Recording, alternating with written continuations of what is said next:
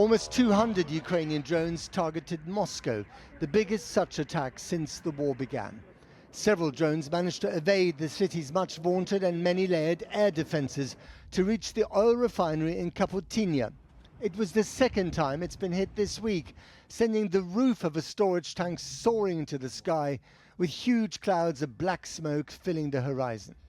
One drone, which appeared to be hit by an air defense missile, then crashed into a shopping center, setting off a large fire. All 4 of Moscow's airports were closed during the night, grounding hundreds of flights. Officials claim that 17 people have been injured, including 2 children.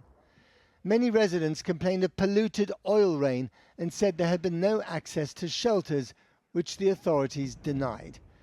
President Zelensky said it had been a response to Russia's attack on one of Ukraine's most important cultural sites, the Kyiv-Peshchersk Lavra, warning if Kyiv burns, then your Moscow will burn too, adding it's time to end this war. Addressing NATO defense ministers earlier today in Brussels, Ukraine's leader alluded to the strikes, which he described as long-range sanctions. He placed the blame squarely on President Putin. At the same time, our mid-range strikes are seriously disrupting Russian military logistics, but Putin is not stopping this war. Mr. Putin himself spent the day hundreds of miles from Moscow in Kazan, hosting a regional leaders' meeting. While he made no mention of the attacks, his foreign minister Sergei Lavrov threatened more massive strikes against Ukraine. Well, I've been speaking to the former NATO Secretary General Anders Fogh Rasmussen. I asked him if Vladimir Putin was starting to lose his grip on this war. I don't know if he's losing the war, but he's under strong pressure thanks to a very innovative Ukrainian army. And now they have demonstrated how important it is to hit targets behind the Russian lines.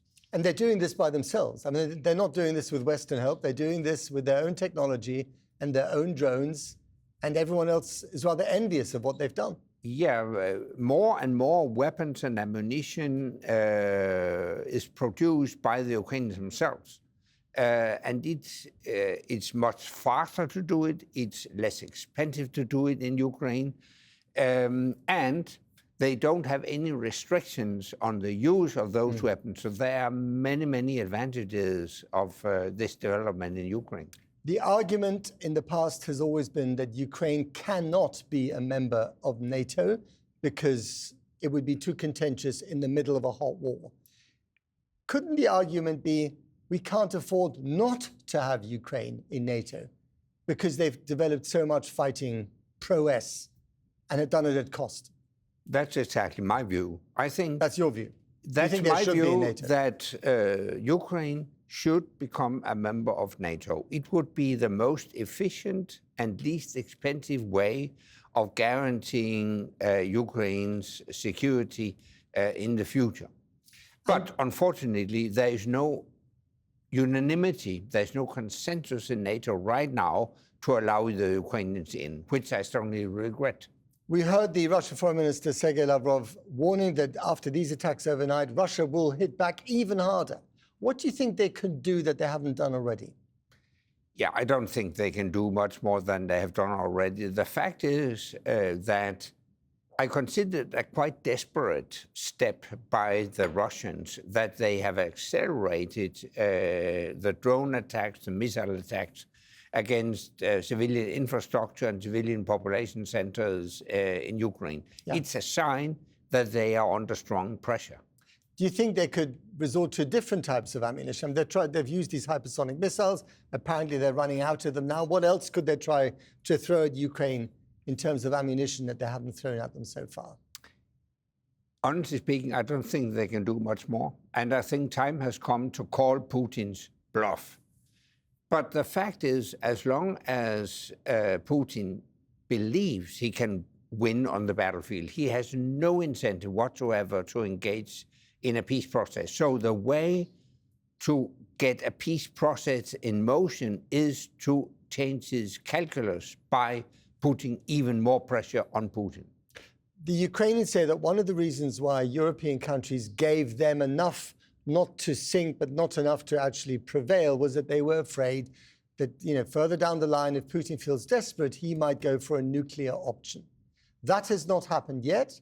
And as far as I've noticed, he hasn't used loose talk on nukes in recent months, even years. Is that still a danger, though, that a desperate Putin might take desperate measures? No. I don't take that threat serious. The Russian military knows very well that there would be no strategic advantage by using nuclear weapons. On the contrary, our countermeasure, even conventional, would be so heavy that it would be devastating for the Russian military. And on top of that, it would be a strategic disadvantage because the Chinese, the Indians, and others would turn their back to Russia. Okay. So Vladimir Putin, one could argue, has actually made NATO stronger because he's concentrated minds on more defense spending. Finland and Sweden have joined a club that they weren't members of, and so on. Has Donald Trump undermined the NATO alliance more than Putin has helped it to become stronger? Obviously, it has weakened the alliance when the leader of the biggest ally creates doubt about his commitment to NATO's security guarantee in the famous Article 5. But actually, I think Trump has also contributed to European unity because his statements, his decisions to reduce American presence in Europe has been a clear message to us in Europe. We have to be able to stand on our own feet. So when Pete Hegseth, the Secretary of War, as he likes to be called, declared today on the tarmac in Brussels that the Europeans had been free, no more freeloading, he said, no more excuses. Is that an insult or is he being accurate? He's accurate. And I think we've been freeloading. We've been freeloading. Yeah. For too many years, we have based the European societies on a combination of cheap energy from Russia, cheap goods from China, cheap security from the United States. That model is outdated. It doesn't work any longer. We have to be able to stand on our own feet. So I wonder what you say about Trump's designs, threats about Greenland. You're Danish. Greenland is part of Denmark. He has been very outspoken in the past, although not so much recently. He's been distracted by other things. If Greenland was occupied by the United States, or they've forced you to sell it to them or whatever, would that kill off NATO as an alliance? Would that be the end of the Western alliance? Yeah, that would be the end of the alliance, of course. You cannot have a collective defense alliance if one of the allies, the biggest ally, attacks another ally with the aim to grasp land by force. It's unheard. It doesn't make sense. So that would be the end of NATO. And do you think that he still has designs on Greenland? I don't think he has forgotten Greenland. Now he's preoccupied elsewhere, Venezuela, Iran, maybe next time Cuba. But he will revert to the issue of Greenland. But for the time being, we are on a more classical diplomatic path of finding a solution to the legitimate concern that is the security of the Arctic. I'm very much in favor of a stronger permanent NATO military presence in the Arctic, and I think that can be solved through a diplomatic process. But if the diplomatic process doesn't work and Trump has military designs on Greenland, there's really not much you can do about it, is there? Or anyone else, who's a member of NATO in Europe. Yeah, but I don't think it will materialize. Firstly, the American people is against it. It counts in an election year. Congress is against it. Whenever I visit U.S. Congress, there's a strong bipartisan support for Greenland, for Denmark. And finally, and maybe in this context, most importantly, the military will, I think, the military leaders would refuse to abide by illegal orders to attack a loyal ally, Denmark.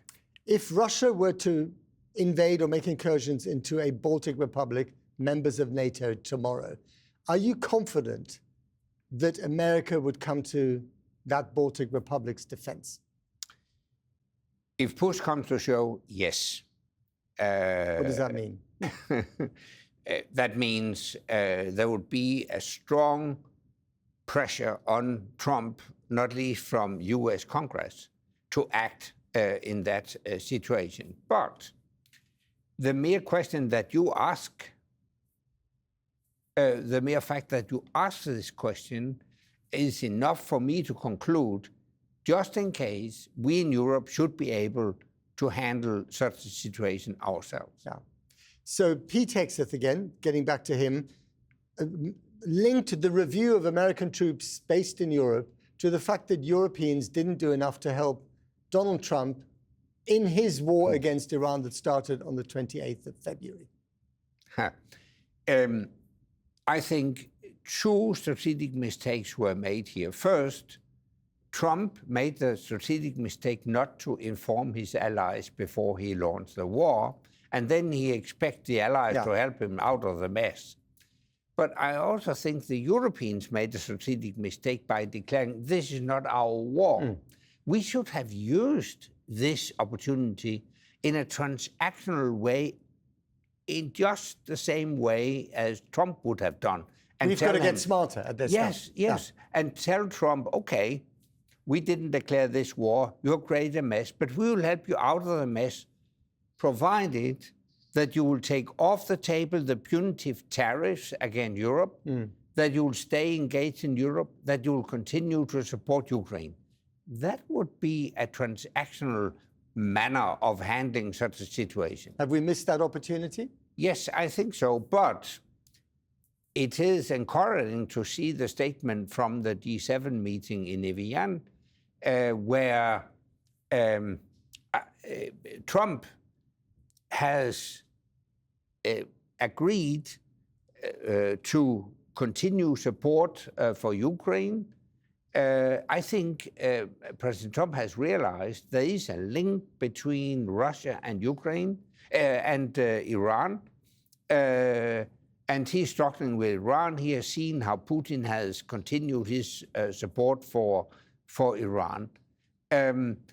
So we missed the opportunity in the first round, but I think things might turn out to the better. And is there any other way of seeing the Iran war that has now been put on ice with this memorandum of understanding that was signed yesterday? Is there any other way of seeing this than as a bit of a disaster for Donald Trump and for America?